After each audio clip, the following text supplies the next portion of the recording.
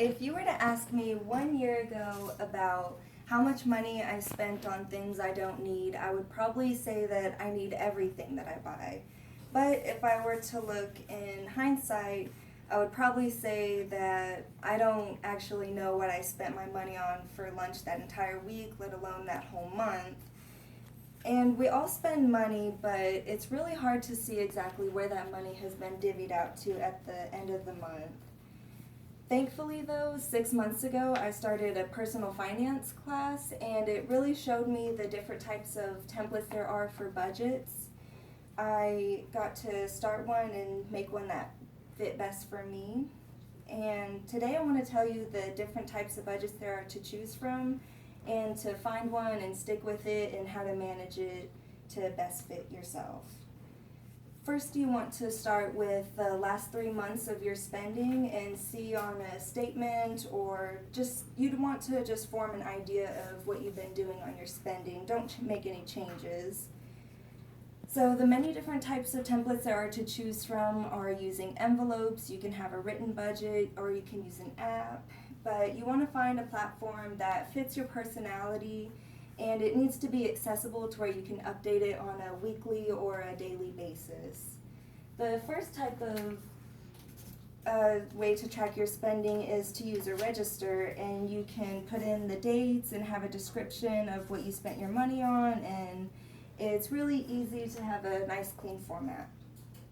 In the Excel, or in the personal finance book, it says that an Excel spreadsheet is a good way to have a handwritten and a very clean format, and it's the best way to form a habit of remembering to keep track of your budget.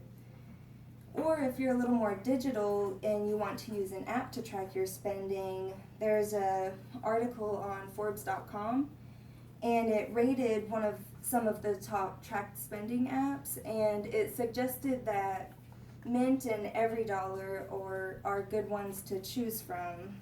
And Mint is good. It's free, but there is a catch to it, and you have to manually input all of your transactions that you've done. EveryDollar is good. It's free, but it doesn't link your bank account. If you do want to use EveryDollar Plus, it's $10 a month, and all you do is just drag and drop the transactions into your budget form, and it does the adding and subtracting for you.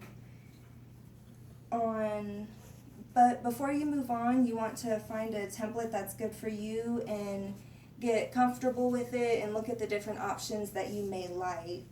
But once you do find a manageable budget that works for you, try and stick with it.